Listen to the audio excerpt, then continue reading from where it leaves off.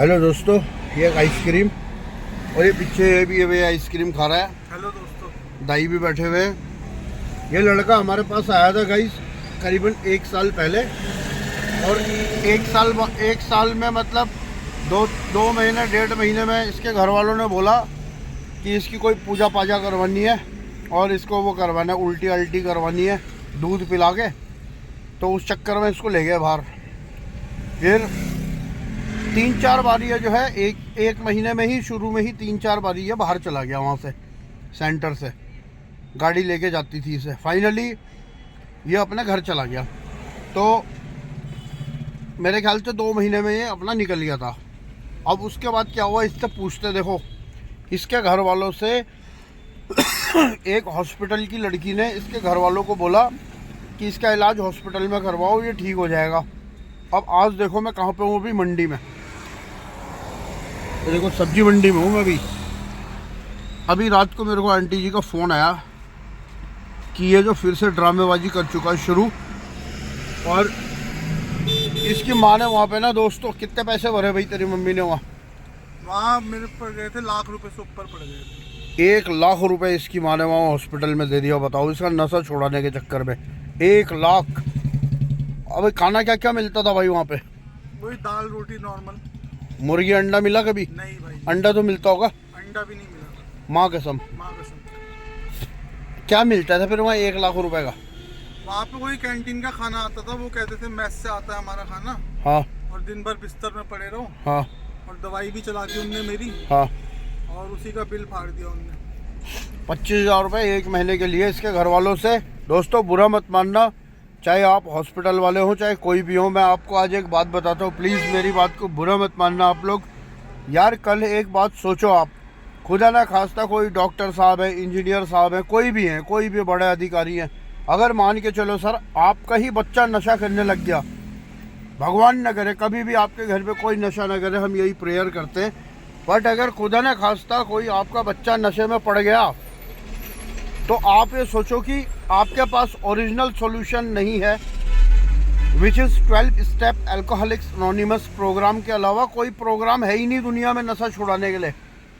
और देखो उसमें हम कितना हल्का काम करते हैं। हम 5-7 8 हज़ार रुपये फीस ले लेते हैं, उसमें खाना देते हैं 3 टाइम। ओ भाई एक बात बता, तुझे हमारे वहाँ सेंटर में क्या मिलता था? भाई सच बताइए। वहाँ सेंटर में देखो, मैं तो ये कहता हूँ कि डिमरी भाई के सेंटर में जो डाइट है ना सबसे बेस्ट डाइट है, क्योंकि वहाँ पे दलिया से पौष्टिक डाइट है और मटन चिकन सब मिलता है। वहाँ पे स्पेशल फूडिंग भी बनती है रिकवरी। भाई साहब हम तो कम से कम भी महीने में 10 बार मुर्गा खिलाते हैं बच्चों को, 10 बार मुर्गा। और बकरा भी बनता है। चीज मैं बोलना चाहूंगा इसमें कि मैंने वहाँ पे एक चीज देखी, वहाँ पे कोई भी एक्टिविटीज नहीं थी। हाँ। ना वहाँ पे कोई क्लास चलती थी। हाँ। और डिमरी भाई जी के सेंटर में जो बिजी शेड्यूल रहता है सुबह से शाम तक का, उसमें भी इंसान सोचता है, और अल्कोहलिक एनोनिमस का पूरा खाली प्रोग्राम फॉलो होता है।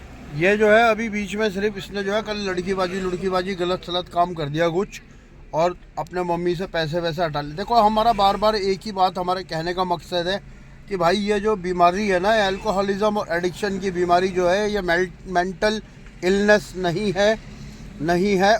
है।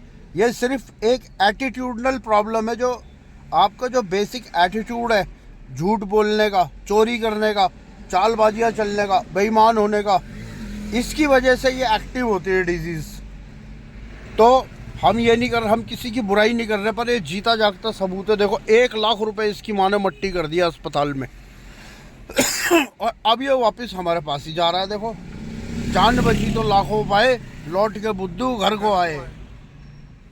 अब सीखेगा कुछ दोबारे? बिल्कुल भाई जी। तो भाइयों मैं आपके हाथ जोड़ के विनती करता हूँ, अंट संट दवाइयाँ खिलाना बंद करो बच्चों को। जो सचमुच में बेचारे दिमाग में भांग पी के हिल गए हैं, स्मैक पी के हिल गए हैं, पागल हो गए, उनको तो ज़रूर दवाइयाँ चलेंगी उनकी, उसमें कोई दो राय नहीं है। लेकिन एक नॉर्मल बच्चा है यार जो ड्रग का एडिक्ट है, उसको आप खामोखा में अंट संट दवाइयों पे डाल रहे हो, यह गलत है। इसका मैं घोर विरोध करता हूँ। हाँ भाई दवाई खाना ठीक था तेरे लिए? किस चीज़ की दवाई खा रहा था तू? मेरे को भी नहीं पता हो किस चीज़ की, तो उससे नींद आती है बस, और कुछ नहीं होता। और 25,000 रुपये बिल बन गया। 25,000 दवाई का अलग था डिमरी भाई। 25,000 के अलावा था दवाई का अलग था। तो दोस्तों यार कोई बुरा मत मानना, और कुल मिला कर बात जो है वो ठीक नहीं है। इसको मामले को सीरियसली लीजिए आप लोग। कम से कम शराबियों और नशेबाज भाइयों के साथ खिलवाड़ मत करो, मेरे भाई लोगों मत करो। बस ये मेरी रिक्वेस्ट है यार। Thank you.